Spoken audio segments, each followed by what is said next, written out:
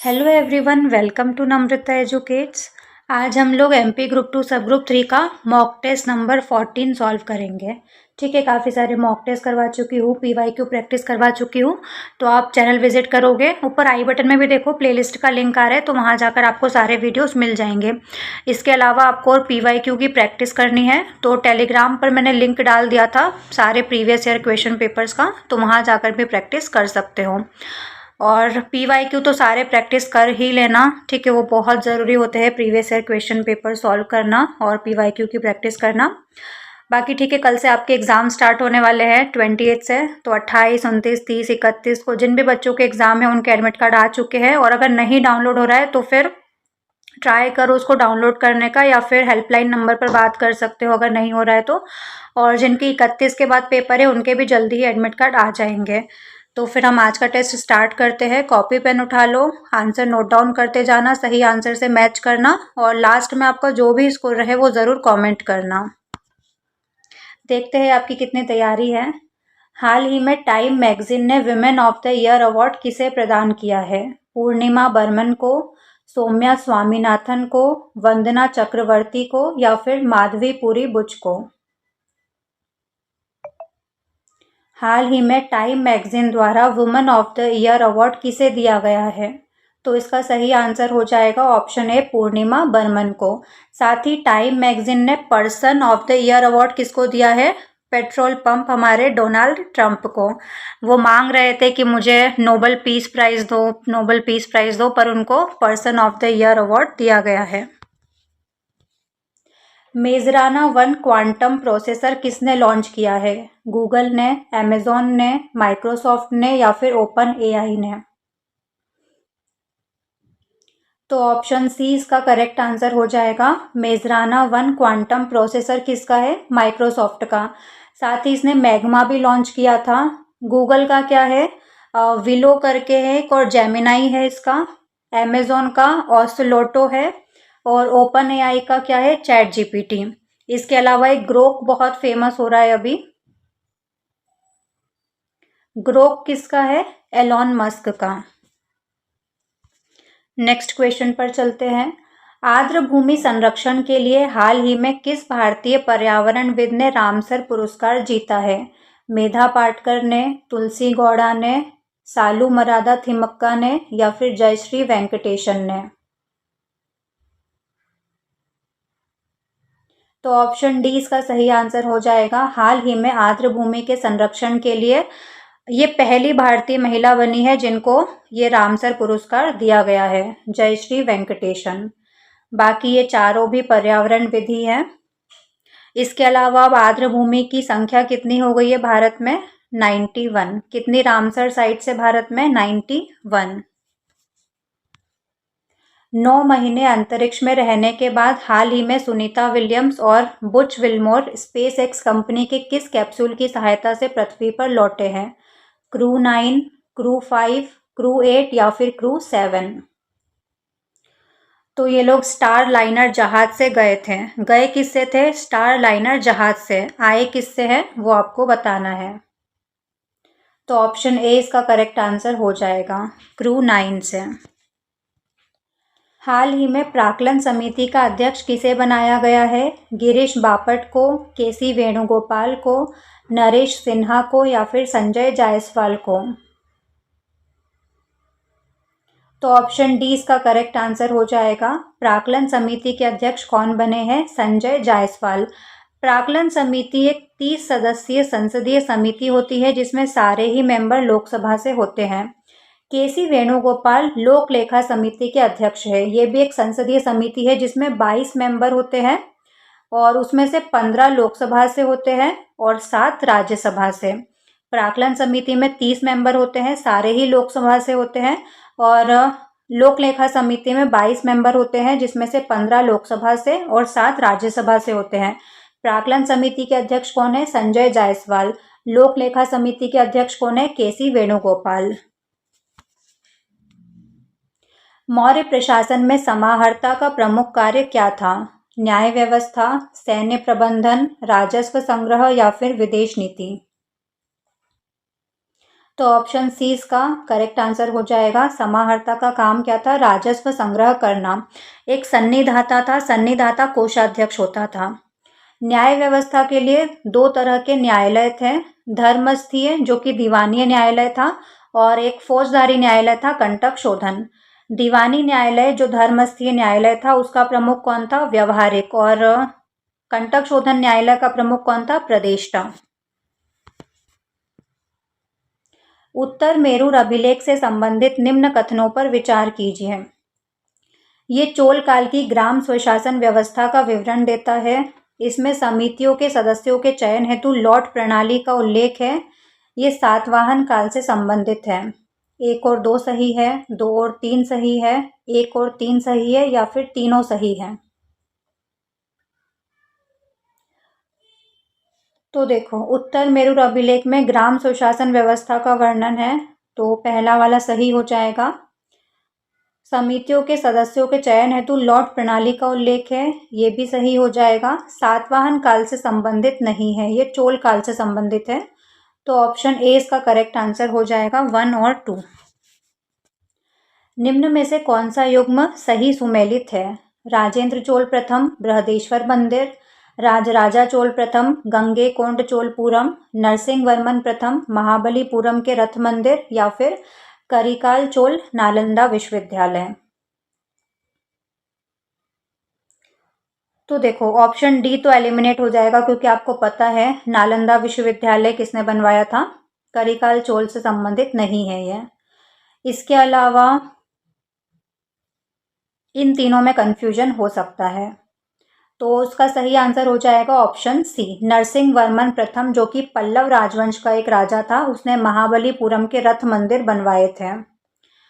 राजराजा चोल प्रथम ने बृहदेश्वर मंदिर बनवाया था, और राजेंद्र चोल प्रथम की उपाधि थी गंगेकोंड चोलपुरम। तो ये आपस में बदल गए हैं, इसलिए ये गलत है।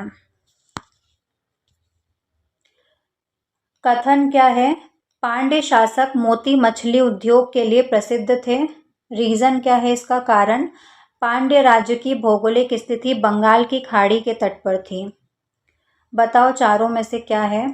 ए और आर दोनों सही है और सही व्याख्या करता है। ए और आर दोनों सही है पर सही व्याख्या नहीं करता है। ए सही है, आर गलत है, ए गलत है, आर सही है।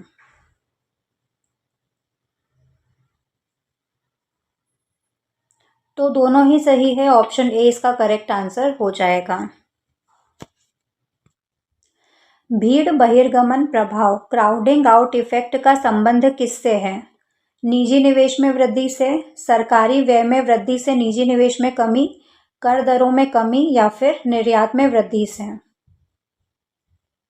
तो ऑप्शन डी इसका करेक्ट आंसर हो जाएगा। जब भी सरकारें उधार लेती है तो ब्याज दर बढ़ जाती है, जिससे निजी निवेश में कमी आती है। इसको बोलते हैं क्राउडिंग आउट इफेक्ट। कथन क्या है कि मुद्रास्फीति के दौरान मुद्रा का क्रय शक्ति घटती है? रीजन कारण क्या है? मुद्रास्फीति से वस्तुओं और सेवाओं की कीमतें बढ़ती है। तो दोनों ही सही है, ऑप्शन ए इसका करेक्ट आंसर हो जाएगा। निम्न कथनों पर विचार कीजिए। अच्छा, यहाँ पर पॉइंट लिख लेना, ये पहला है, ये दूसरा है और ये तीसरा है। राज्यपाल राज्य की कार्यपालिका का प्रमुख होता है। राज्यपाल मुख्यमंत्री की सलाह पर कार्य करता है।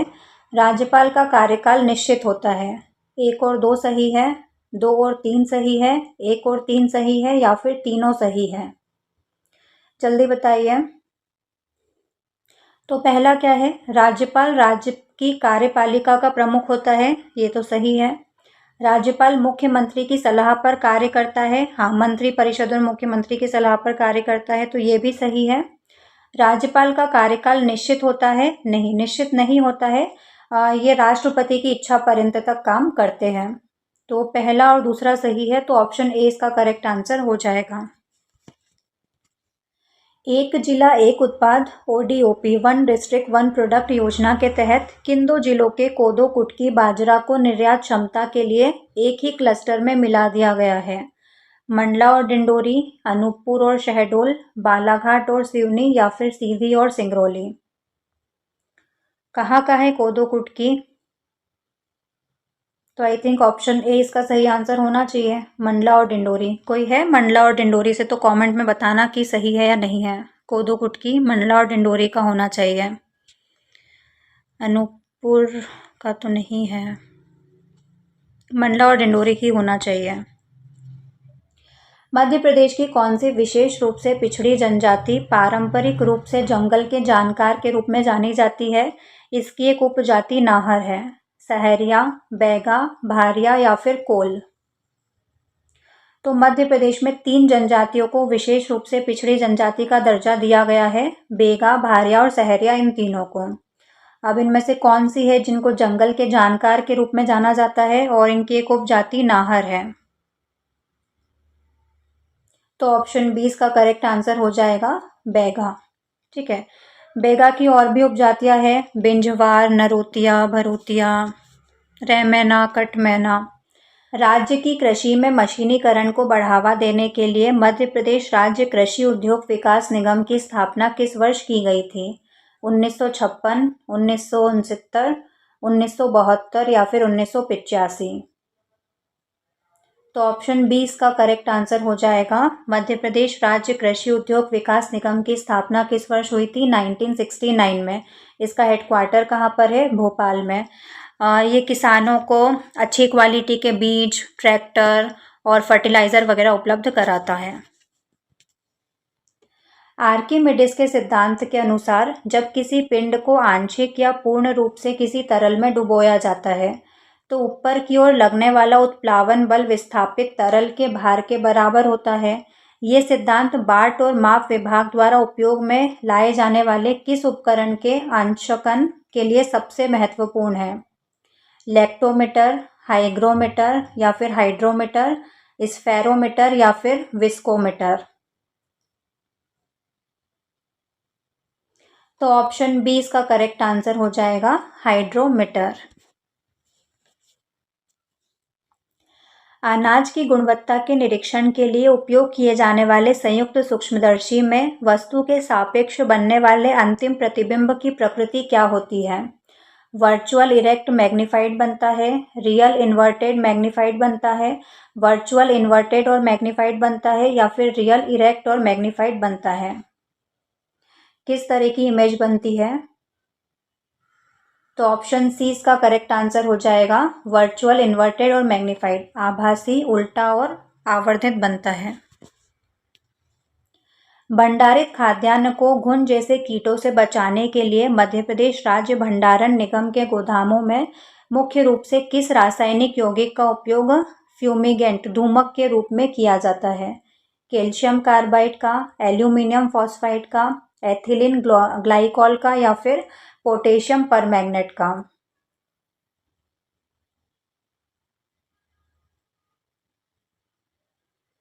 तो ऑप्शन 20 का करेक्ट आंसर हो जाएगा एल्यूमिनियम फॉस्फाइड का उपयोग किया जाता है, क्योंकि एल्यूमिनियम फॉस्फाइड वायुमंडलीय नमी के साथ प्रतिक्रिया करके रिएक्ट करके फॉस्फिन PH3 गैस छोड़ता है। ठीक है, जो कीटों के लिए विषैला होता है। पानी का त्रिक बिंदु केल्विन पैमाने की परिभाषा में उपयोग की जाने वाली एक विशिष्ट अवस्था है। किस सटीक तापमान और दबाव पर पानी ठोस, तरल और गैस के रूप में संतुलन में सह अस्तित्व में रहता है? क्या सही आंसर होगा इन चारों में से? कौन सा तापमान और किस दाब पर रह सकता है?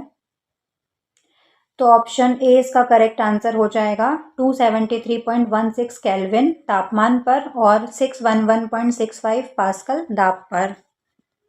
यह मेट्रोलॉजी के लिए एक मौलिक स्थिरांक भी है। मानव पाचन तंत्र में ग्रहणी द्वारा कोलेसिस्टोकिनिन हार्मोन का स्राव मुख्य रूप से किन पदार्थों की रिलीज को उत्तेजित करने के लिए किया जाता है? इंसुलिन और ग्लूकेगॉन, पित्तरस और अग्नाशयी एंजाइम, हाइड्रोक्लोरिक एसिड और बलगम या फिर लार एमाइलेज? तो ऑप्शन 20 का करेक्ट आंसर हो जाएगा बाइल जूस और पैनक्रियाटिक एंजाइम्स। जब भी वसा और प्रोटीन हमारी छोटी आंत में पहुंचता है तो सीसी के हार्मोन निकलता है, कोलेसिस्टोकाइनिन हार्मोन निकलता है। ये क्या काम करता है? ये पित्ताशय को संकुचित करता है जिससे पित्तरस निकल पाए, और साथ ही अग्नाशय को भी उत्तेजित करता है ताकि वो जो भी पाचक एंजाइम्स है उनको रिलीज कर पाए। स्फेरोमीटर एक ऐसा उपकरण है जिसका उपयोग अक्सर उच्च सटीक माप विज्ञान में सतहों की वक्रता त्रिज्या को मापने के लिए किया जाता है। ये निम्नलिखित में से किस सिद्धांत पर कार्य करता है? वर्नियर सिद्धांत, माइक्रोमीटर स्क्रू सिद्धांत, ऑप्टिकल हस्तक्षेप या फिर पूर्ण आंतरिक परावर्तन। तो स्फेरोमीटर किस सिद्धांत पर कार्य करता है? ऑप्शन बी इसका सही आंसर हो जाएगा, माइक्रोमीटर स्क्रू सिद्धांत पर।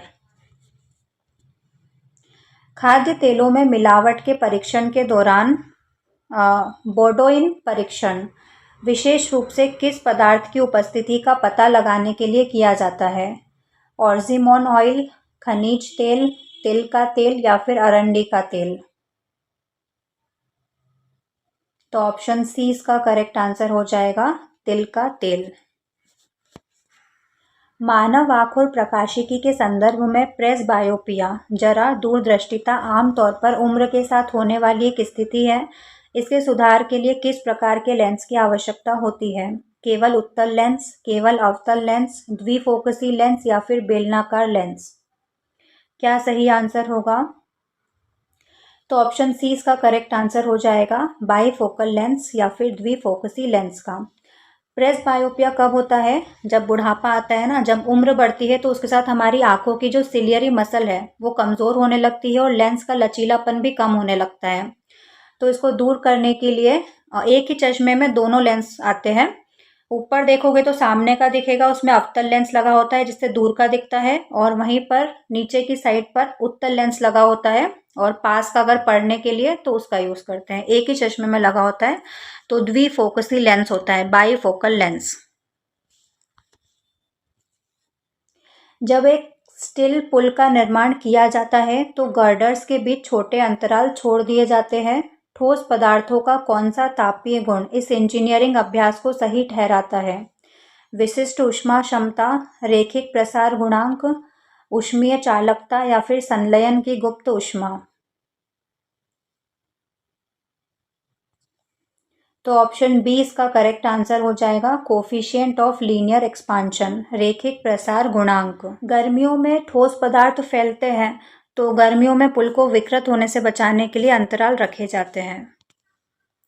खाद्य संरक्षण के संदर्भ में पोटेशियम मेटाबाइसल्फाइड और सोडियम बेंजोएट का व्यापक रूप से उपयोग क्यों किया जाता है? रोगाणुरोधी एजेंट के रूप में सोडियम बेंजोएट किस पीएच स्तर पर सबसे ज़्यादा प्रभावी होता है? PH greater than 8, pH 7, pH 2.5 से 4 और पीएच 11। बताइए क्या सही आंसर होगा? तो ऑप्शन सी इसका करेक्ट आंसर हो जाएगा, पीएच 2.5 से 4.0। एसिडिक होता है। एक ट्रांसफार्मर का उपयोग प्रत्यावर्ती धारा वोल्टेज को बढ़ाने या घटाने के लिए किया जाता है। विद्युत चुंबकत्व का कौन सा नियम ट्रांसफार्मर के कार्य को नियंत्रित करता है? एम्पियर का नियम, फेराडे का विद्युत चुंबकीय प्रेरण का नियम, कूलाम का नियम या फिर ओम का नियम। तो ये आपको नहीं आता हो तो भी एलिमिनेट करके निकाल सकते हो। एम्पियर का नियम तो सबको पता होगा, कूलाम का नियम भी नहीं होता है, ओम का नियम भी नहीं होता है। ऑप्शन डी इसका करेक्ट आंसर हो जाएगा, फेराडे का विद्युत चुंबकीय प्रेरण का नियम। मनुष्यों में यकृत और मांसपेशियों के भंडारण के लिए ग्लूकोज का ग्लाइकोजन में परिवर्तन इंसुलिन द्वारा उत्तेजित होता है। इस चयापचय प्रक्रिया की तकनीकी का नाम क्या है? ग्लाइकोलाइसिस, ग्लाइकोजेनोलिसिस, ग्लाइकोजेनेसिस या फिर ग्लूकोनियोजेनेसिस। तो ग्लूकोज का ग्लाइकोजन में परिवर्तन, इसको क्या कहा जाता है? ऑप्शन सी इसका करेक्ट आंसर हो जाएगा, ग्लाइकोजेनेसिस। इसके अलावा ये सब क्या होता है? तो ग्लाइकोजेनोलिसिस मतलब ग्लाइकोजन का ग्लूकोज में टूटना, ग्लाइकोलाइसिस मतलब ग्लूकोज का पायरुविक अम्ल में टूटना, और ग्लूकोनियोजेनेसिस मतलब जो नॉन कार्बोहाइड्रेट सोर्सेस है उनसे ग्लूकोज का निर्माण करना। स्टेटमेंट है, मानव नेत्र रेटिना में स्थित कॉन सेल्स के कारण लगभग 1 करोड़ रंग पहचान सकता है। स्टेटमेंट 2 है, रेटिना में स्थित रोड्स कम रोशनी के लिए दृष्टि के लिए जिम्मेदार है लेकिन रंग नहीं पहचान सकते। उपरोक्त कथनों में से कौन से सही है? केवल कथन एक सही है, केवल 2 सही है, दोनों सही है या फिर दोनों में से कोई सही नहीं है।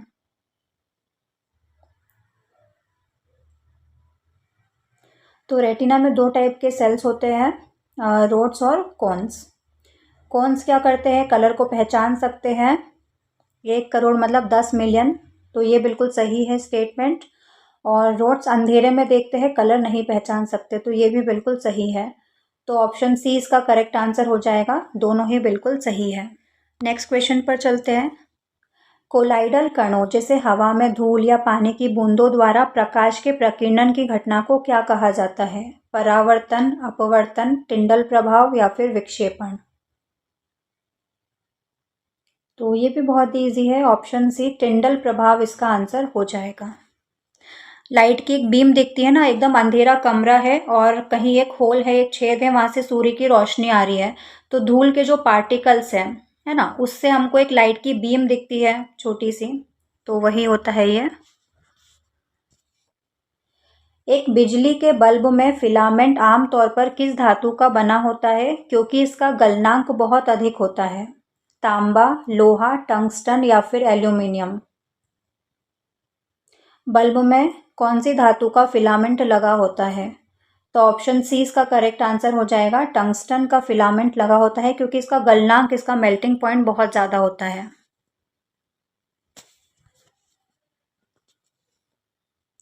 व्यंजन संधि के नियमानुसार उच्च श्रृंखल शब्द का सही संधि विच्छेद क्या होगा?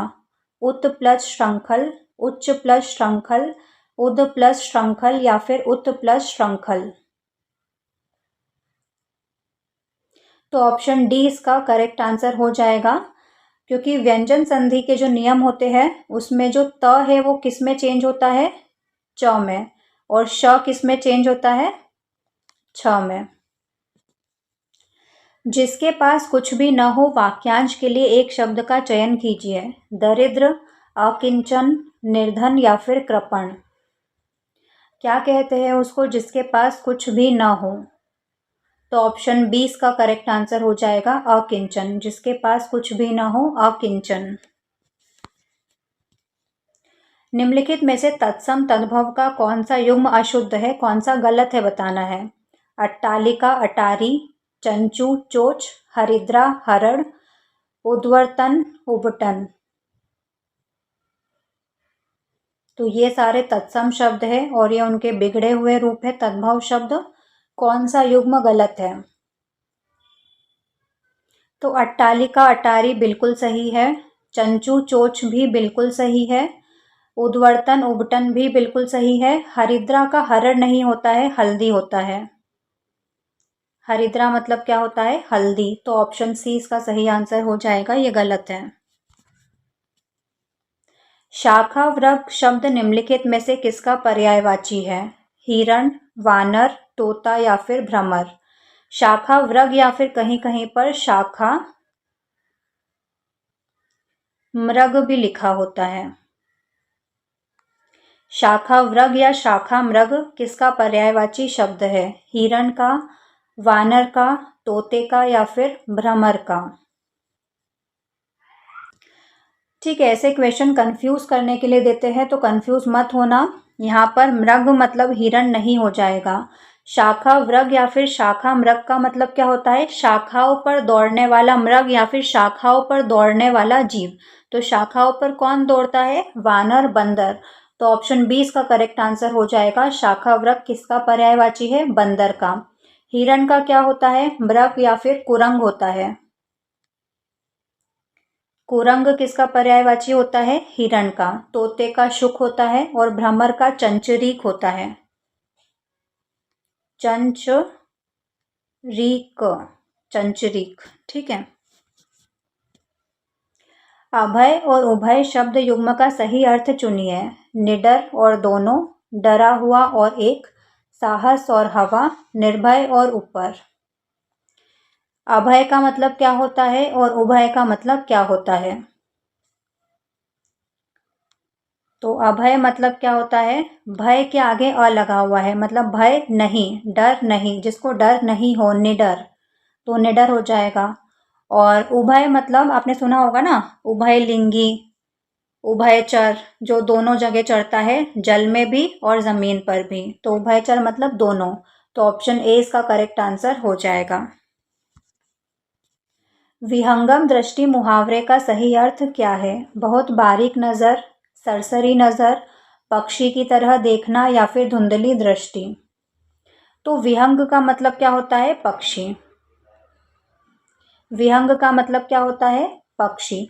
जिस तरह पक्षी आसमान में उड़ते हुए एक सरसरी निगाह से सब कुछ देख लेता है, वैसे ही किसी भी विषय वस्तु के गहराई में जाए बिना एक सरसरी निगाह से उसको देख लेना विहंगम दृष्टि कहलाता है।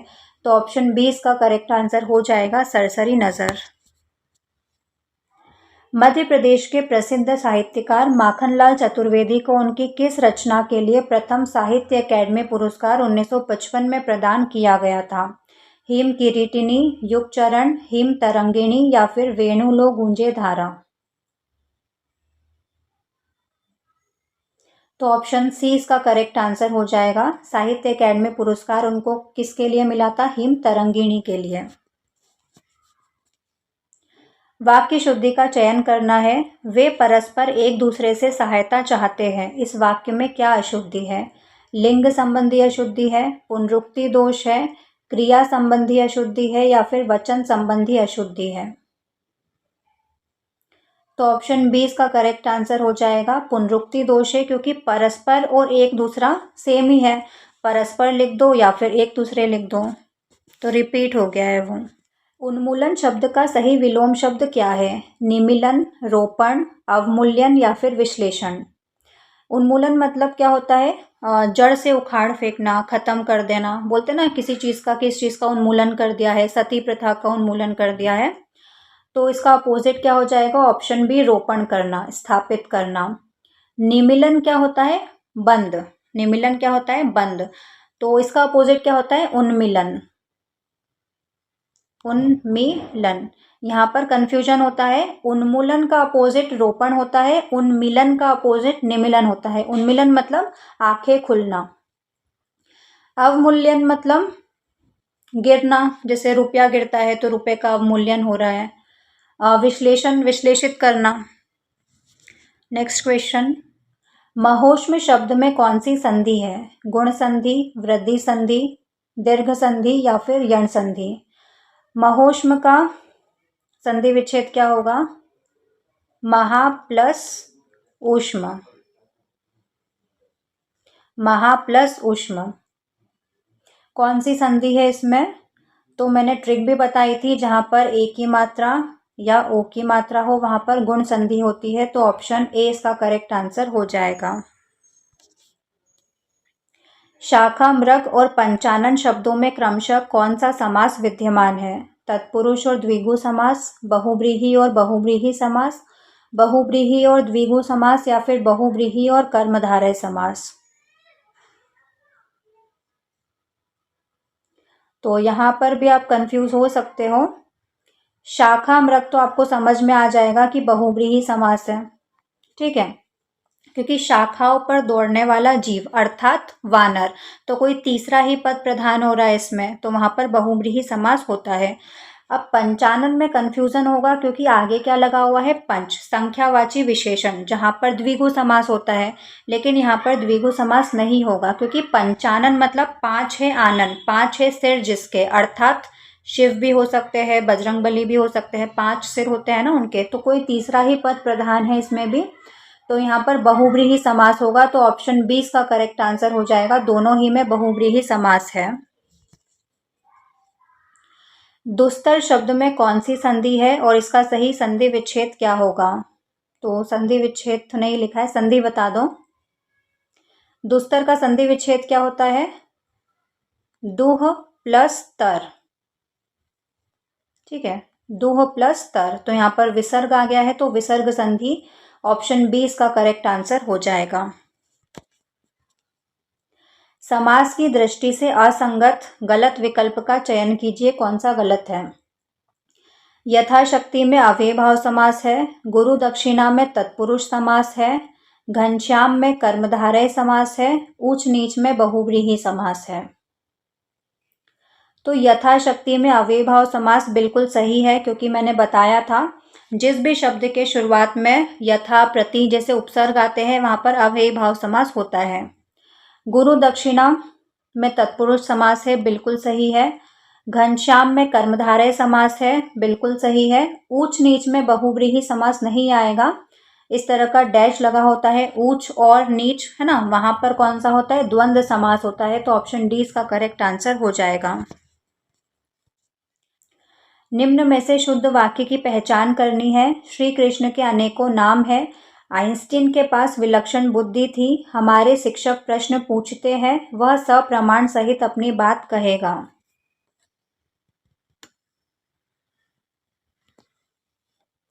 तो ऑप्शन 20 का करेक्ट आंसर हो जाएगा। आइंस्टीन के पास विलक्षण बुद्धि थी, ये शुद्ध वाक्य है। अनेकों, अनेक तो अपने आप में बहुवचन होता है, तो अनेकों लिखने की जरूरत नहीं होती है। शिक्षक प्रश्न पूछते हैं की जगह प्रश्न करते हैं, है ना, ज़्यादा अच्छा लगता है। और सप्रमाण सहित, तो सप्रमाण मतलब प्रमाण सहित, तो उसमें आ गया, आगे अगर प्रमाण के आगे स लगा हुआ है तो प्रमाण सहित ही हो गया, आगे सहित लिखने की जरूरत नहीं थी, तो ये अशुद्ध वाक्य है। कंप्यूटर सिस्टम में रैम का जो वोलेटिलिटी गुण होता है निम्नलिखित में से कौन सा है। बिजली बंद होने के बाद भी डेटा बरकरार रहता है, बिजली की आपूर्ति बाधित होते ही सारा डेटा खो जाता है, इसका उपयोग बड़ी फाइलों के स्थायी भंडारण के लिए किया जाता है, या फिर एक बार डेटा लिखे जाने के बाद इसे नहीं बदला जा सकता। तो प्राइमरी मेमोरी दो टाइप की होती है, रैम और रोम। रैम कैसी होती है, वॉलेटाइल होती है, परिवर्तनशील होती है, बिजली बंद होने पर उसका सारा डेटा खत्म हो जाता है। वहीं पर जो रोम होती है, बिजली बंद होने के बाद भी उसका डेटा रहता है, इसको स्थायी मेमोरी कहा जाता है, नॉन वॉलेटाइल मेमोरी। तो रैम है, वॉलेटाइल है, तो बिजली बंद होगी तो सारा डेटा चला जाएगा। तो ऑप्शन 20 का करेक्ट आंसर हो जाएगा। बिजली की आपूर्ति बाधित होते ही सारा डेटा खो जाता है। कंप्यूटर नेटवर्क में राउटर का प्राथमिक कार्य क्या है। एक ही लैन में कई कंप्यूटरों को जोड़ना, विभिन्न नेटवर्कों में डेटा पैकेटों के लिए सबसे अच्छा रास्ता तय करना, डिजिटल सिग्नल को एनालॉग सिग्नल में बदलना, या फिर नेटवर्क को वायरस के हमलों से बचाना। तो एक ही लैन में कई कंप्यूटरों को जोड़ना, उसको बस टोपोलॉजी कहा जाता है। विभिन्न नेटवर्कों में डेटा पैकेटों के लिए सबसे अच्छा रास्ता तय करना राउटर का काम है, तो ऑप्शन 20 का करेक्ट आंसर हो जाएगा। डिजिटल सिग्नल को एनालॉग में बदलना मॉडेम का काम है, और नेटवर्क को वायरस के हमलों से बचाना फायरवॉल का काम है। MS पावर पॉइंट में थंबनेल के रूप में एक साथ प्रेजेंटेशन की सभी स्लाइडों को देखने के लिए किस व्यू का उपयोग किया जाता है। Slide show view, slide sorter view, notes page view, या फिर रीडिंग व्यू। तो ऑप्शन 20 का करेक्ट आंसर हो जाएगा स्लाइड सॉर्टर व्यू।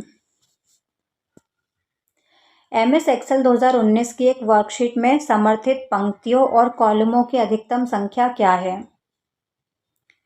कितने रो और कितने कॉलम होती है।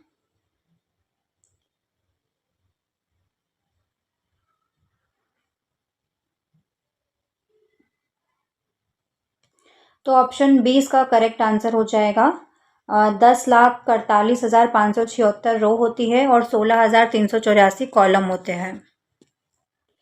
निम्नलिखित में से कौन सा हाफ डुप्लेक्स संचार प्रणाली का एक उदाहरण है। टेलीफोन, वॉकी टॉकी, टेलीविजन प्रसारण, या फिर कीबोर्ड।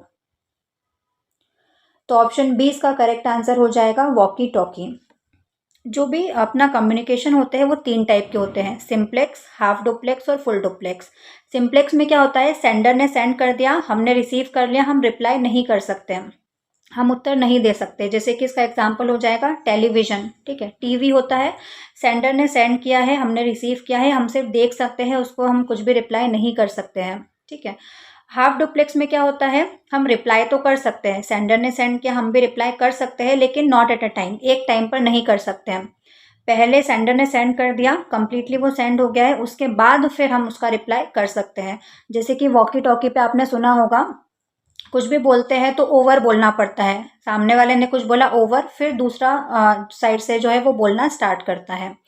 फुल डुप्लेक्स क्या हो जाएगा कि सेम टाइम पर वो भी सेंड कर रहा है, आप भी रिप्लाई कर सकते हो। जैसे कि व्हाट्सएप मैसेजेस वगैरह हो जाते हैं अपने, टेलीफोन इसका एग्जाम्पल हो जाएगा फुल डुप्लेक्स का। डेटाबेस रिकॉर्ड बनाने और प्रबंधित करने के लिए विशेष रूप से किस एमएस ऑफिस टूल का उपयोग किया जाता है? MS Word, MS Excel, MS Access या फिर एमएस पब्लिशर? तो डेटाबेस के लिए एमएस एक्सेस का यूज होता है, ऑप्शन सी इसका करेक्ट आंसर हो जाएगा। कितने निबल मिलकर एक बाइट डेटा बनाते हैं? 1, 2, 4 या फिर 8? बहुत ध्यान से, बहुत अच्छे से पढ़ना क्वेश्चन। देखो, एक बाइट में 8 बिट होते हैं। एक बाइट में कितने? 8 बिट होते हैं। एक निबल में 4 बिट होते हैं। तो 4 बिट प्लस 4 बिट मिलके 8 बिट, एक बाइट बन गया। तो कितने निबल लगेंगे? 2 निबल। तो ऑप्शन बी इसका करेक्ट आंसर हो जाएगा। इंटेलिजेंट हब कहा जाता है, अच्छा सॉरी, किस नेटवर्किंग डिवाइस को इंटेलिजेंट हब कहा जाता है क्योंकि ये डेटा केवल विशिष्ट इच्छित पोर्ट पर भेजता है? रिपीटर, ब्रिज, स्विच या फिर हब?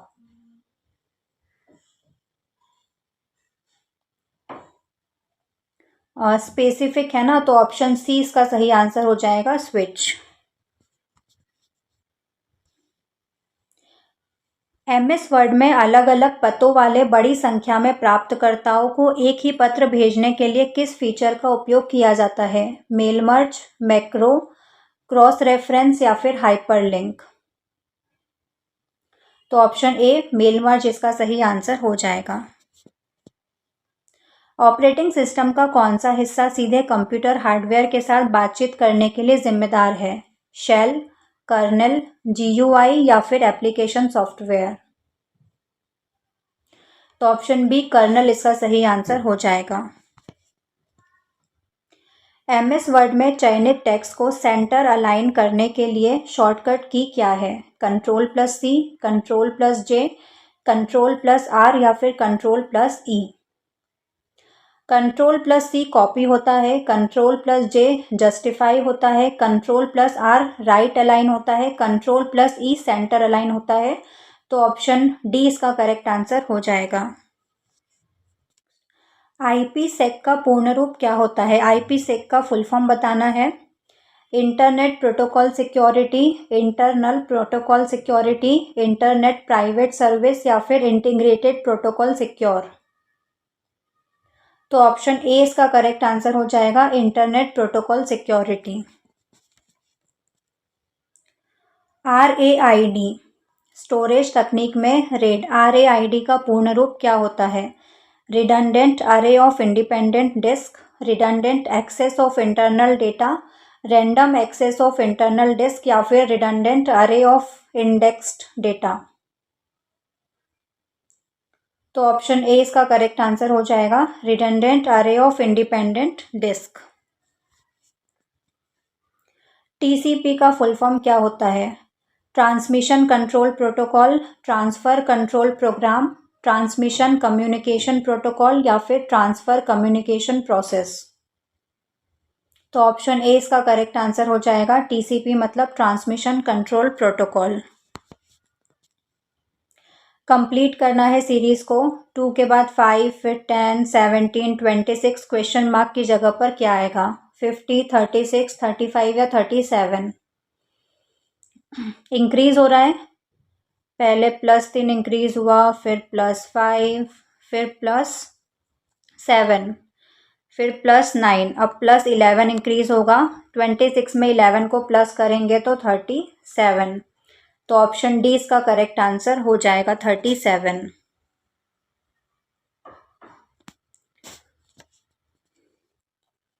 स्टेटमेंट क्या है? All scientist are researchers, some researchers are teachers, no teacher is a student. निष्कर्ष क्या है? Some scientist being teacher is a possibility, some researchers are not students. केवल एक सही है, केवल दो सही है, एक और दो दोनों सही है, या फिर न तो एक न तो दो सही है, दोनों ही सही नहीं है। तो all scientist are researcher, some researcher are teacher, no teacher is student. निष्कर्ष क्या है? Some scientist being teacher is possibility, ठीक है, सही है। Some researcher are not students, तो ये भी सही है। तो ऑप्शन सी इसका करेक्ट आंसर हो जाएगा। Both 1 and 2 follow. एक निश्चित कूट भाषा में हार्ड को 1357, सॉफ्ट को 2468 लिखा जाता है। 2143 को कैसे लिखा जाएगा? तो 2 को क्या लिख रहे हैं? एस, 1 को एच, 4 को ओ और 3 को ए, SHOA। तो ऑप्शन सी इसका करेक्ट आंसर हो जाएगा। एक व्यक्ति बिंदु X से शुरू करता है और उत्तर की ओर 15 मीटर चलता है। वो बाएं मुड़ता है, 10 मीटर चलता है, फिर वो एक और बाएं मुड़ता है, फिर 5 मीटर चलता है। अंत में वो दाएं मुड़ता है, बिंदु Y तक पहुंचने के लिए 10 मीटर चलता है। तो X और Y के बीच की न्यूनतम दूरी क्या है? 20 मीटर, 10√5 मीटर, 10√2 मीटर या फिर 25 मीटर। तो देखो, यहाँ ये बिंदु X मान लिया हमने, यहाँ से उसने स्टार्ट किया, उत्तर की ओर नॉर्थ की तरफ गया 15 मीटर, फिर वो बाएं मुड़ता है और 10 मीटर चलता है, फिर वो एक और बाएं मुड़ता है और 5 मीटर चलता है, यहाँ से 5 आ गया वो, ठीक है। फिर वो दाएं मुड़ता है और 10 मीटर चलता है और Y तक पहुँच जाता है। ये बिंदु Y है। तो X और Y के बीच की न्यूनतम दूरी क्या है? तो ये X है और ये Y है। तो ये ट्राइंगल बन गया, पाइथागोरस थ्योरम लगा देंगे इसमें। ये XY हमको निकालना है, ठीक है, क्वेश्चन मार्क।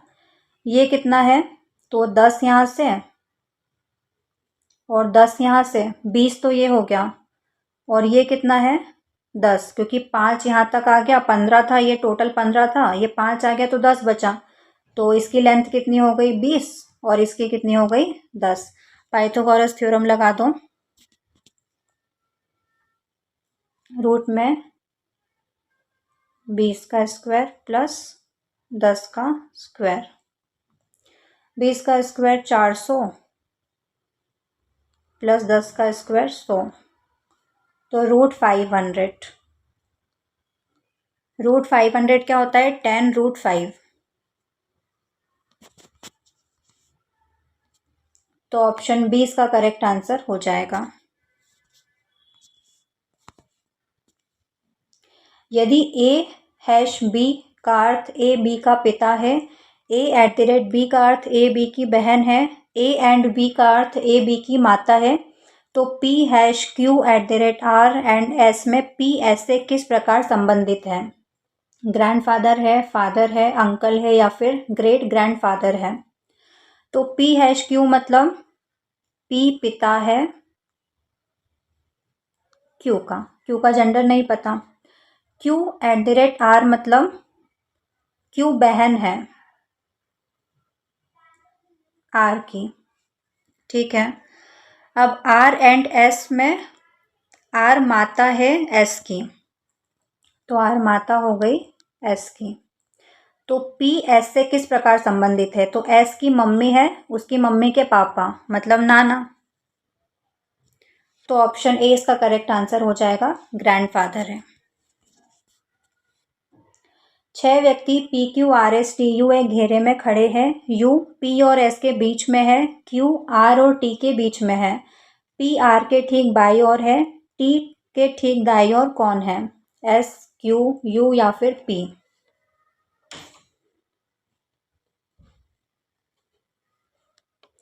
ये 6 लोग हैं, ठीक है। अब U जो है वो P और S के बीच में है, तो U P और S के बीच में है। Q R और T के बीच में है, Q R और T के बीच में है। P R के ठीक बाईं ओर है, R के दाईं ओर हो गया, मतलब ये तो गलत हो गया, फिर से बनाना पड़ेगा।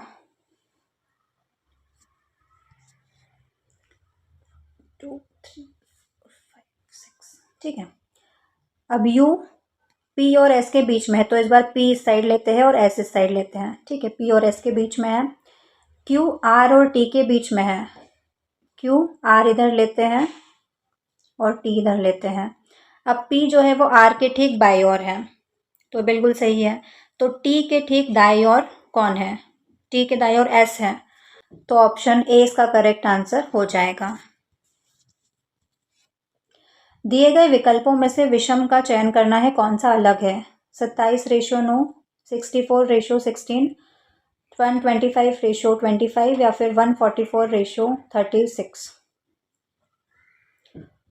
तो देखो, ये 3 का क्यूब और 3 का स्क्वायर, ये 4 का क्यूब और 4 का स्क्वायर, ये 5 का क्यूब और 5 का स्क्वायर, 144 12 का स्क्वायर और 36 6 का स्क्वायर। तो ये चौथा वाला अलग है, तो ऑप्शन डी इसका करेक्ट आंसर हो जाएगा।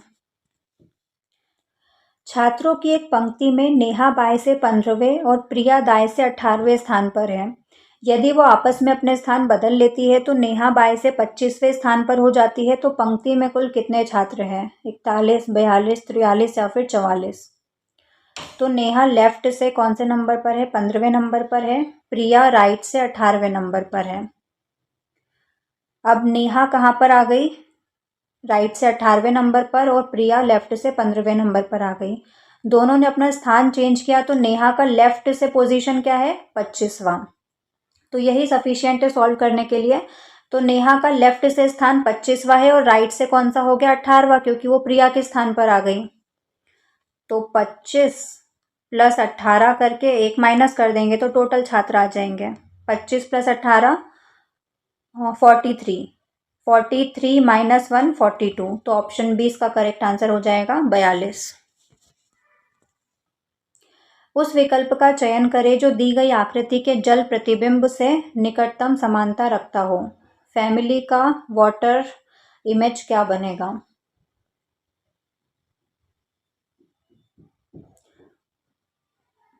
तो ऑप्शन ए इसका करेक्ट आंसर हो जाएगा, है ना? ऑप्शन ए, हाँ। स्टेटमेंट क्या है? क्या सरकार को प्लास्टिक बैग के उपयोग पर पूरी तरह से प्रतिबंध लगा देना चाहिए? आर्ग्यूमेंट्स क्या है? हाँ, ये गंभीर पर्यावरणीय प्रदूषण का कारण बनता है और समुद्री जीवन को नुकसान पहुंचाता है। सेकंड क्या है? नहीं, ये दुकानदारों और उपभोक्ताओं दोनों के लिए बहुत सुविधाजनक और सस्ता है। तो ऑप्शन ए इसका करेक्ट आंसर हो जाएगा, केवल तर्क एक मजबूत है। स्टेटमेंट क्या है? सभी लाल नीले हैं, सभी नीले हरे हैं, कोई हरा पीला नहीं है। निष्कर्ष क्या है? कुछ नीले पीले नहीं है, कोई लाल पीला नहीं है। Only one follows, only two follows, neither one nor two follows, या फिर बोथ 1 and 2 फॉलो। तो ऑल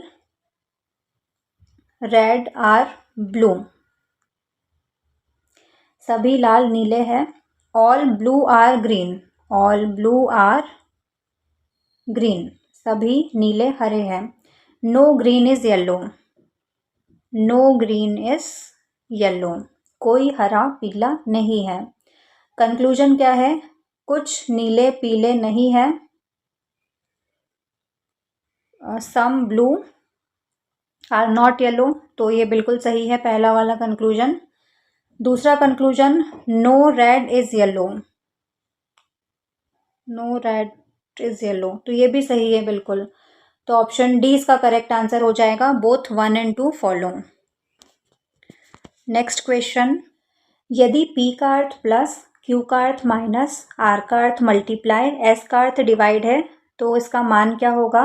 210, 196, 205 या फिर 212। तो देखो 18, आर मतलब मल्टीप्लाई 12, पी मतलब +4, एस मतलब डिवाइड 2, क्यू मतलब -8। बोर्ड मास के अकॉर्डिंग सॉल्व करेंगे। 18 में 12 को गुणा करेंगे तो 216, प्लस 4 को 2 से भाग देंगे तो 2, -8। 216 + 2, 218। 218 में से 8 को माइनस करेंगे तो 210। तो ऑप्शन ए इसका करेक्ट आंसर हो जाएगा। क्वेश्चन मार्क की जगह पर क्या आएगा? इसको थोड़ा अच्छे से लिख लेना। 4C है, 9A, 6B, 2B,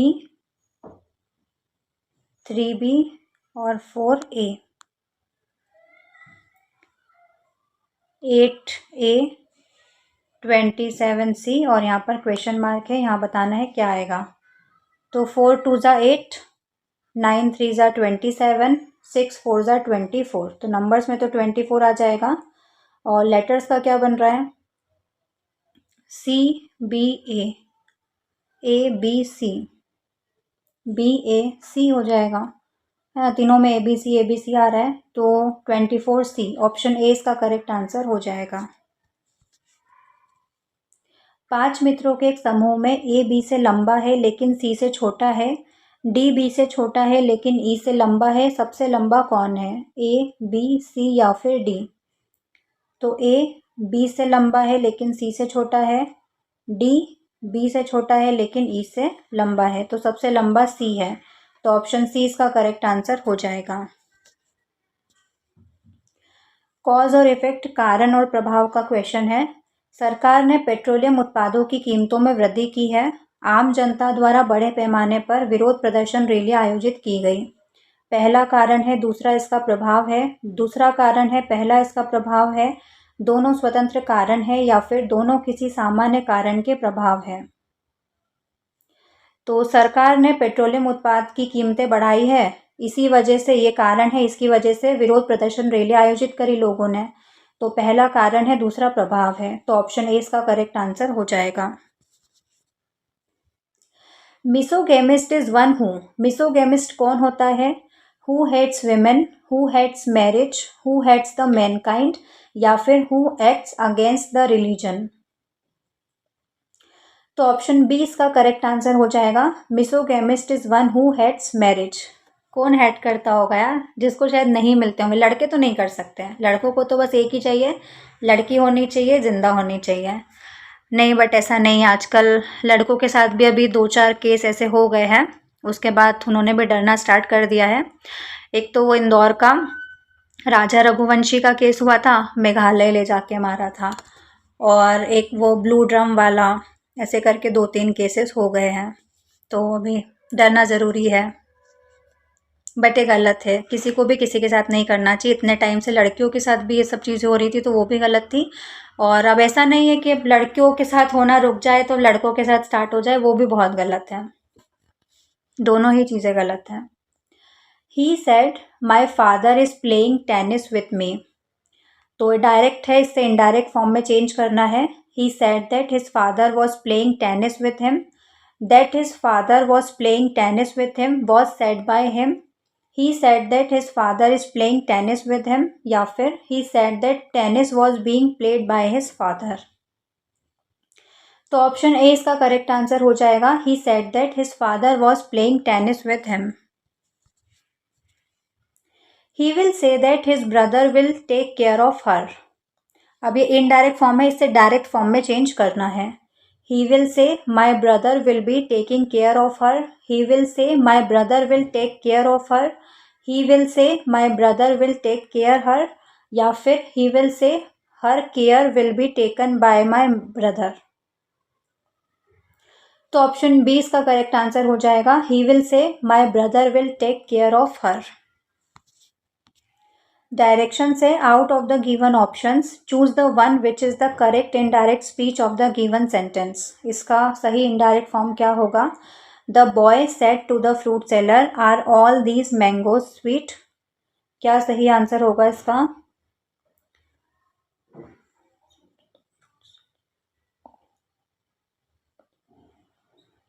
तो ऑप्शन सी इसका करेक्ट आंसर हो जाएगा। The boy asked the fruit seller if all those mangoes were sweet. She was uneasy because she never be on a plane before. Never be की जगह पर क्या आएगा? Had never been, is never been या फिर no improvement, कोई improvement की जरूरत नहीं है, यही सही लिखा हुआ है। तो ऑप्शन ए इसका करेक्ट आंसर हो जाएगा, हैड नेवर बीन, क्योंकि हैड के बाद ये जो बी है ये पास्ट पार्टिसिपल बीन में चेंज हो जाएगा। तो she was uneasy because she had never been on a plane before.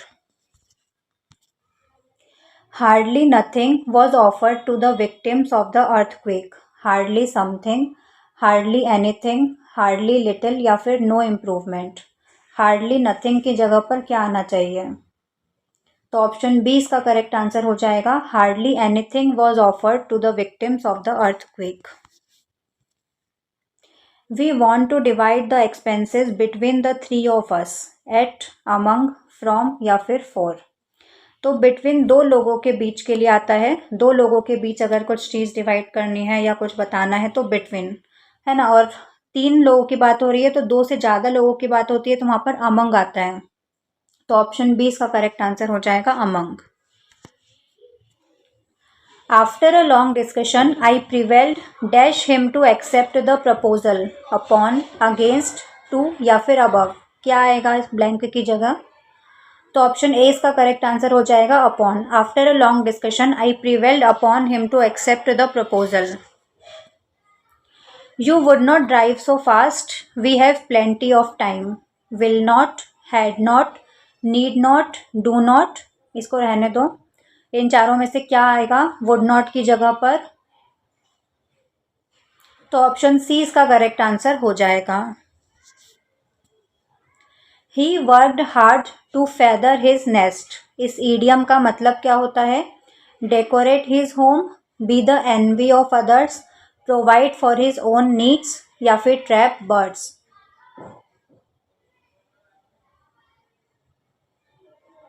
तो ऑप्शन सी इसका करेक्ट आंसर हो जाएगा, provide for his own needs.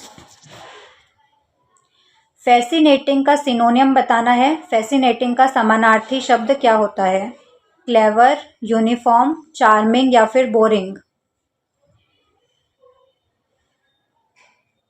तो ऑप्शन सी इसका करेक्ट आंसर हो जाएगा। फैसिनेटिंग मतलब आकर्षक, तो चार्मिंग इसका सही समानार्थी शब्द हो जाएगा। कॉशियस का एंटोनियम बताना है। कॉशियस का विलोम शब्द क्या होगा? कंसीडरेट, नोबल, प्रॉपर या फिर रेकलेस। कॉशियस मतलब सावधान और इसका सही एंटोनियम विलोम शब्द हो जाएगा ऑप्शन डी, रेकलेस मतलब बेपरवाह, लापरवाह। Find the wrongly spelled word. इन चारों में से किसकी स्पेलिंग गलत है? एकोमोडेशन, डिसिप्लिन, टुमारो या फिर रिसेप्ट। तो ऑप्शन सी इसका करेक्ट आंसर होगा, क्योंकि टुमारो की स्पेलिंग गलत है। डबल एम नहीं आता है टुमारो की स्पेलिंग में, सिर्फ सिंगल एम आता है। TOMORROW टुमारो की स्पेलिंग होती है। Choose the wrongly spelled word. इन चारों में से किसकी स्पेलिंग गलत है? प्रिविलेज, वैक्यूम, सेपरेट या फिर ग्रामर। तो बहुत से बच्चों ने गलत किया होगा। प्रिविलेज की स्पेलिंग सही है। बहुत से बच्चों ने ऑप्शन बी इसका टिक किया होगा, वैक्यूम, लेकिन वैक्यूम की सही स्पेलिंग यही होती है, VACWM ही आता है वैक्यूम की स्पेलिंग में। सेपरेट की भी सही है। ग्रामर की स्पेलिंग गलत है क्योंकि ER नहीं AR आता है, GRAMMAR ग्रामर की सही स्पेलिंग होती है। इसको सिंप्लीफाई करना है, क्या सही आंसर होगा? तो इजी है बहुत। 7231 अपॉन डिवाइड करना है 21 से, मल्टीप्लाई 1.7। ये पॉइंट हटेगा तो नीचे एक ज़ीरो लग जाएगा, मल्टीप्लाई डिवाइड कर लो बस। इसको 21 से डिवाइड करेंगे तो 21 3 जा 63, ठीक है। फिर 21 4 जा 84, 21 4 जा 84, 7 बचा, पॉइंट लगेगा तो डेसिमल में आएगा, बट आंसर डेसिमल में नहीं है तो ऐसे ही कैलकुलेशन कर लो बिना डेसिमल के। तो 344 को 17 से मल्टीप्लाई करोगे तो कितना आएगा? 4 तो 28 का 8, तो ठीक है, 28, 4, 8, 5, 5848। ठीक है, और नीचे 10 है तो 10 का 0 हटेगा तो ऊपर एक डिजिट के बाद पॉइंट लग जाएगा, तो 584.8 आ रहा है। तो किससे सिमिलर है? 584, 585 से। तो ऑप्शन ए इसका करेक्ट आंसर हो जाएगा। The average speed of a bus is 8 times the average speed of a bike. जो बस की एवरेज स्पीड है वो 8 गुनी है बाइक की एवरेज स्पीड से। The bike covers a distance of 186 kilometre in 3 hours. जो बाइक है वो 186 किलोमीटर जाती है 3 घंटे में। How much distance will the bus cover in 10 hours. तो 10 घंटे में बस कितना डिस्टेंस कवर करेगी? 4069 किलोमीटर, 4096 किलोमीटर, 4960 किलोमीटर या फिर 4690 किलोमीटर। तो देखो, सबसे पहले बाइक की स्पीड क्या हो जाएगी? Distance upon time. बाइक कितना डिस्टेंस कवर कर रही है? 186 किलोमीटर अपॉन में 3 घंटे में, तो टाइम 3 घंटे नीचे आ जाएगा। इसको काटेंगे 3 से तो 3 छंग 18, 3 दूना 6, तो 62 किलोमीटर प्रति घंटा। बाइक की स्पीड कितनी हो गई? 62 किलोमीटर प्रति घंटा। अब क्वेश्चन में क्या बोला है? जो बस की स्पीड है वो 8 गुनी है बाइक की स्पीड से। तो बाइक की स्पीड 62 है, तो 62 का 8 गुना क्या हो जाएगी? बस की स्पीड। तो 62 में मल्टीप्लाई करेंगे 8 का तो कितना आ जाएगा?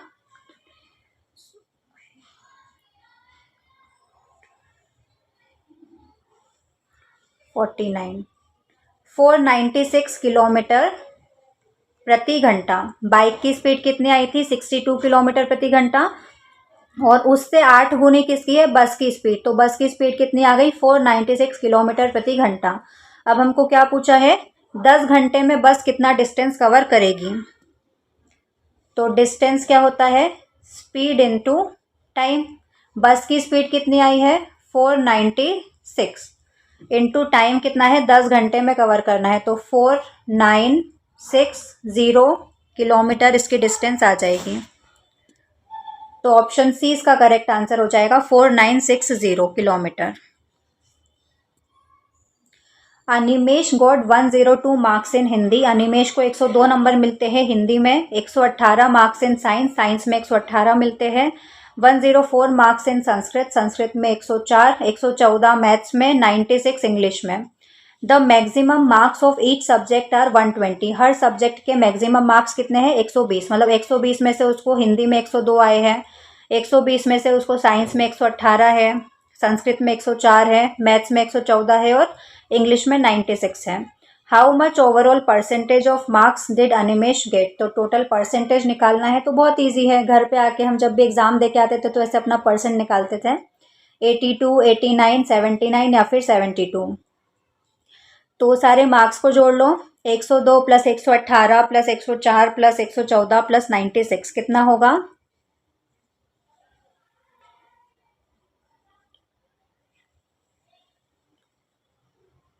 4, 3, 3, 4, 1 क्या था? 5, 534 उसको नंबर आए हैं। और एक सब्जेक्ट का 120 है तो सारे के कितने हो जाएंगे? 600। और परसेंट निकालने के लिए मल्टीप्लाई 100। तो 0 से 0 कट हो गया, 6 से इसको डिवाइड करेंगे तो 6 8 48, 6 9 54, तो 89। तो ऑप्शन बी इसका करेक्ट आंसर हो जाएगा। The owner of an electronic store charges is customer 11% more than the cost price. जो इलेक्ट्रॉनिक स्टोर का ऑनर है वो 11% ज़्यादा चार्ज करता है कॉस्ट प्राइस से। If a customer paid 1,33,200 rupees. Customer कितना पे करता है? 1,33,200 रुपये एक LED टीवी के लिए। Then what was the original price of the TV. तो टीवी का ओरिजिनल प्राइस क्या था? 1,20,000 रुपये, 1,14,500 रुपये, 1,22,500 रुपये या फिर 1,18,000 रुपये। तो 11% ज़्यादा है तो हम टीवी का ओरिजिनल प्राइस क्या मान लेते हैं? एक्स।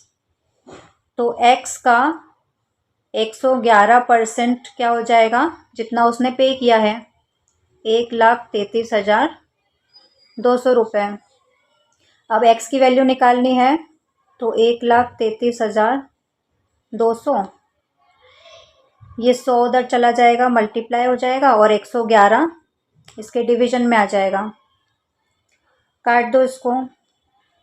111 से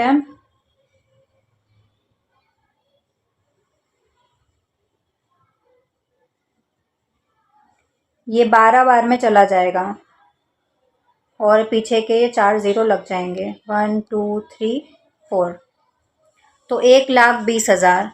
टीवी का ओरिजिनल प्राइस क्या था? 1,20,000। ऑप्शन ए इसका करेक्ट आंसर हो जाएगा। A sum of money placed at compound interest double itself in 4 years. Compound interest में एक मनी डबल हो जाती है 4 सालों में। In how many years will it amount to 4 times itself? तो अपने ही अमाउंट का 4 टाइम्स कितने सालों में हो जाएगा? 2 साल में, 4 साल में, 8 साल में या 10 साल में? तो मान लो 1 रुपये था, तो 1 रुपये का डबल 2 रुपये हो गया 4 साल में। अब 2 रुपये है, 2 का डबल 4 रुपये हो जाएगा अगले 4 सालों में। तो 1 का 4 रुपये कब हुआ? 4 और 4 8 साल में। तो ऑप्शन सी इसका करेक्ट आंसर हो जाएगा। या फिर आप प्रॉपर जो फॉर्मूला आता है ना, A=P1+R वाला, वो लगा के भी कर सकते हो, बाकी डायरेक्ट भी ये हो जाएगा। और ऐसे एग्ज़ाम में डायरेक्ट करो तो ज़्यादा अच्छा होता है शॉर्ट ट्रिक से। 10,000, 2,000, 480, 16, 3.2, क्वेश्चन मार्क की जगह पर क्या आएगा? 0.38, 0.45, 0.64 या फिर 0.54। तो क्या पैटर्न बन रहा है? डिक्रीज़ हो रहा है, ठीक है। तो कुछ माइनस नहीं, बहुत ज़्यादा डिक्रीज़ हो रहा है, तो माइनस से नहीं होगा। तो डिवाइड करके देखो क्या डिवाइड हो रहा है।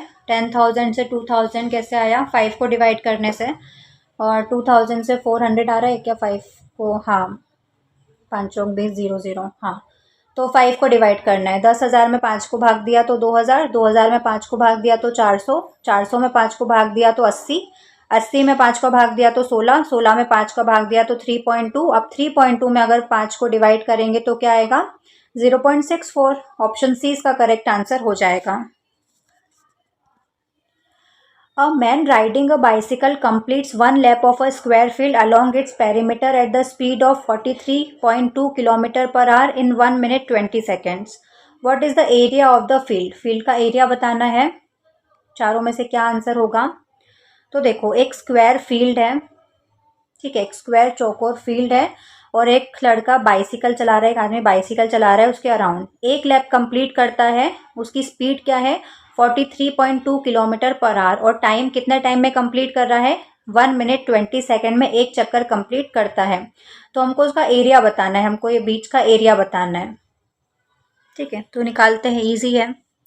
देखो, सबसे पहले ये जो किलोमीटर पर आवर में उसकी स्पीड दी हुई है, इसको हम मीटर पर सेकंड में चेंज कर लेते हैं, क्योंकि यहाँ पर आंसर हमको स्क्वायर मीटर में दिया हुआ है।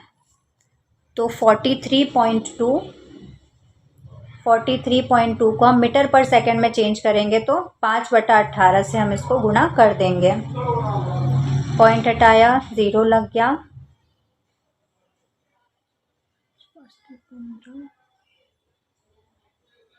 36, 36, 42, 6 दूनी 12, 12 मीटर पर सेकंड, ठीक है। उसकी स्पीड कितनी आ गई मीटर प्रति सेकंड में? 12। अब टोटल डिस्टेंस निकालना है हमको। तो डिस्टेंस क्या होता है? Speed into time. स्पीड कितनी आ गई? 12 मीटर प्रति सेकंड, और टाइम कितना था? 1 मिनट 20 सेकेंड। तो इसको पूरा सेकंड में चेंज करेंगे तो 1 मिनट में कितने सेकंड होते हैं? 60 सेकंड। तो 60 + 20 80 सेकंड। तो टाइम कितना हो जाएगा? 80 सेकंड, ठीक है। इसको गुणा कर देंगे तो कितना आ जाएगा? 960 मीटर। टोटल डिस्टेंस कितनी कवर की है उसने? 960 मीटर। तो ये स्क्वायर फील्ड था, इसके अराउंड उसने कितने डिस्टेंस कवर की है? एक चक्कर लगाने में 960 मीटर। तो पेरीमीटर क्या होता है? 4 इंटू साइड। पेरीमीटर कितना है? 960। साइड निकालने के लिए इसको 4 से डिवाइड कर देंगे। 16 0, तो एक साइड कितनी आ गई 240 मीटर, इसकी एक साइड कितनी आ गई 240 मीटर। अब हमको एरिया निकालना है इसके बीच का, ये क्षेत्रफल कितना है, ये क्या होता है साइड इंटू साइड, तो 240 इंटू 240 कर दो, 240 में 240 का multiply,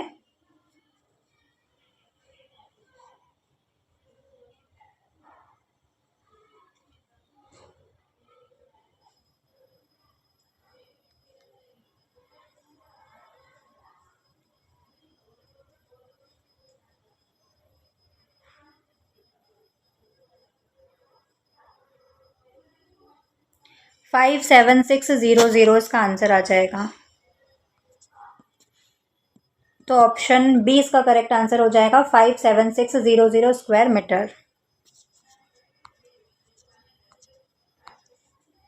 A 210 meter long train takes 6 seconds to cross a man running at 9 km per hour in a direction opposite to that of the train. What is the speed of the train? तो train की speed बतानी है हमको kilometre प्रति घंटा में। 127 kilometre प्रति घंटा, 121 किलोमीटर प्रति घंटा, 117 किलोमीटर प्रति घंटा या फिर 108 किलोमीटर प्रति घंटा। तो सबसे पहले ट्रेन की स्पीड निकाल लेंगे। ट्रेन की स्पीड क्या हो जाएगी, डिस्टेंस अपॉन टाइम। डिस्टेंस मतलब ट्रेन की लंबाई कितनी है 210 मीटर, अपॉन में कितना टाइम ले रही है वो 6 सेकंड। अब इसको मीटर पर सेकंड में है तो किलोमीटर प्रति घंटा में कन्वर्ट करना पड़ेगा, तो 18/5 से इसको गुणा कर देंगे। 6×18 5×20 5×10 42 दिया, 3×6 4×12 तो 126 किलोमीटर प्रति घंटा ट्रेन की स्पीड आ गई। अब जो आदमी है वो अपोजिट डायरेक्शन में जा रहा है 9 किलोमीटर प्रति घंटा की स्पीड से, तो -9 कर देंगे, अपोजिट जा रहा है तो 126 में से 9 जाएगा तो 117। तो ऑप्शन सी इसका करेक्ट आंसर हो जाएगा 117 किलोमीटर प्रति घंटा। इनसाइड अ स्क्वायर प्लॉट, एक स्क्वायर प्लॉट है। A circular garden is developed which exactly fits in the square plot and the diameter of the garden is equal to the side of the square plot which is 28 meters. इस square plot के अंदर एक circular garden develop किया है, उसका diameter equal है square की side के, जो कि कितना है 28 मीटर, और स्क्वायर की साइड भी कितनी है 28 metre. What is the area of the space left out in the square plot after developing the garden? ये जो स्पेस बचा हुआ है इसका एरिया निकालना है। तो स्क्वायर के एरिया में से सर्कल के एरिया को माइनस कर देंगे तो जो बचा हुआ स्पेस है वो आ जाएगा। कितना होगा 98 metre square, 146 metre square, 84 metre square या फिर 168 मीटर स्क्वायर। तो चलो निकालते हैं। स्क्वायर का एरिया क्या होता है साइड इंटू साइड, मतलब 28 इंटू 28। अब उसमें से माइनस करना है सर्कल के एरिया को। सर्कल का एरिया क्या होता है πr², तो पाई की वैल्यू 22/7, और रेडियस कितनी हो जाएगी डायामीटर की आधी। डायामीटर 28 है तो रेडियस कितनी हो जाएगी 14। πr² होता है तो 14 इंटू 14, ये 7 से कट जाएगा, 7 दूनी 14, 28 को 28 से गुणा करेंगे तो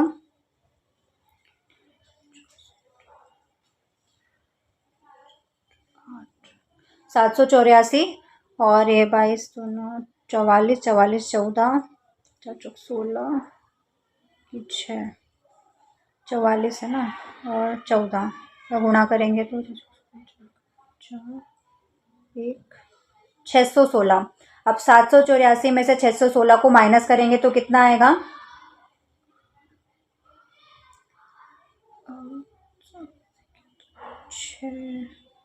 68। अच्छा 1 भी तो बचा है, 7 में से 6 जाएगा तो 1 बचेगा, ठीक है 168। तो ऑप्शन डी इसका करेक्ट आंसर हो जाएगा 168 मीटर स्क्वायर।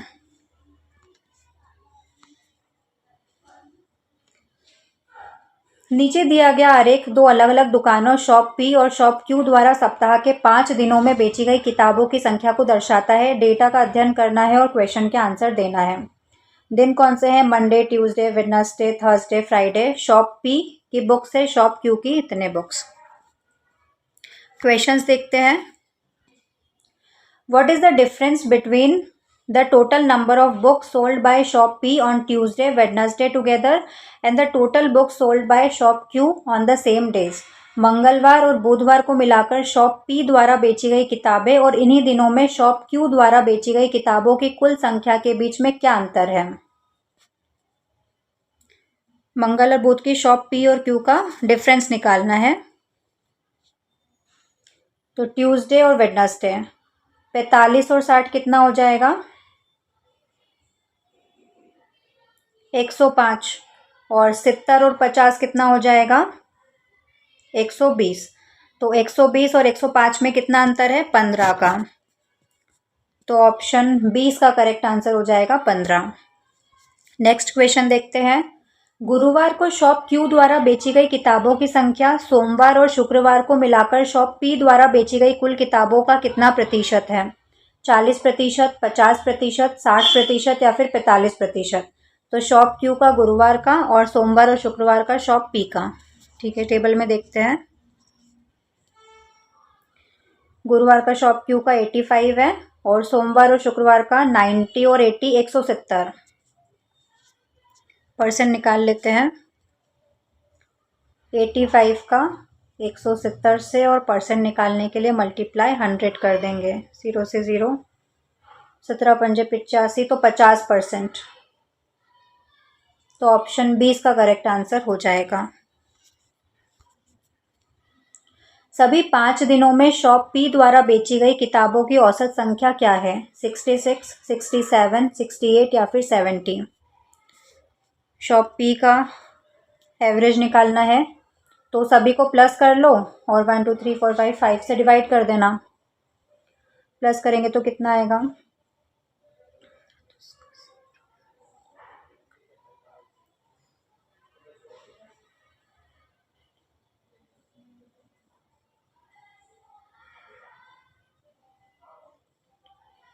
330। 330 को 5 से भाग देंगे तो 5 30, 5 30, 66। तो ऑप्शन ए इसका करेक्ट आंसर हो जाएगा। नेक्स्ट क्वेश्चन और लास्ट क्वेश्चन भी। यदि शॉप क्यू में प्रत्येक किताब का विक्रय मूल्य 200 रुपये है, हर किताब कितने की है 200 रुपये की, तो शुक्रवार को शॉप क्यू का कुल राजस्व क्या था। शुक्रवार को शॉप क्यू ने कितनी कमाई की 12,000 रुपये, 14,000 रुपये, 15,000 रुपये या फिर 18,000 रुपये। तो देखते हैं शुक्रवार को कितनी बुक्स बेची उसने। शॉप क्यू ने शुक्रवार को बेची 75 बुक्स। ठीक है, तो इसने 75 बुक्स बेची और एक बुक का रेट कितना था 200 रुपये। तो मल्टीप्लाई कर दो। 75 2 ज़ा 150 होता है और 2 0, तो 15,000 रुपये कुल कमाई की थी। तो ऑप्शन सी इसका करेक्ट आंसर हो जाएगा। तो इसी के साथ आपका आज का मॉक टेस्ट कंप्लीट होता है। जो भी स्कोर रहा हो आपका ज़रूर कमेंट करना। और कल से एग्ज़ाम है आपकी, तो ऑल द बेस्ट आप सभी को। इसका पीडीएफ आपको टेलीग्राम चैनल पर मिल जाएगा। टेलीग्राम चैनल का लिंक आपको डिस्क्रिप्शन बॉक्स में मिल जाएगा। और कोई भी डाउट है तो वो मुझसे कमेंट्स में पूछ सकते हो। वीडियो को शेयर करना, लाइक करना, सब्सक्राइब करना और बेल आइकन ज़रूर प्रेस कर लेना, क्योंकि और भी जो वीडियोज़ आने वाले हैं उनकी नोटिफिकेशन आप तक पहुँच जाए। हम अभी एमपी जीके भी पढ़ना स्टार्ट करेंगे एमपीपीएससी के लिए। और स्क्रीन पर देखो एमपी ग्रुप 2 सब ग्रुप 3 की प्लेलिस्ट शो हो रही है, तो वहाँ जाकर आप सारे वीडियोस देख सकते हो, सारे मॉक टेस्ट देख सकते हो। और जो भी बच्चे ग्रुप 1 सब ग्रुप 2 की तैयारी कर रहे हैं तो उनको ये वीडियो काम आएंगे। ठीक है, पार्ट ए सेम है दोनों ही में। ग्रुप 2 सब ग्रुप 3 का पार्ट ए और ग्रुप 1 सब ग्रुप 2 का पार्ट बिल्कुल सेम है, तो इससे तैयारी कर सकते हो। तो आज के लिए बस इतना ही। हम मिलते हैं नेक्स्ट वीडियो में। जय हिंद।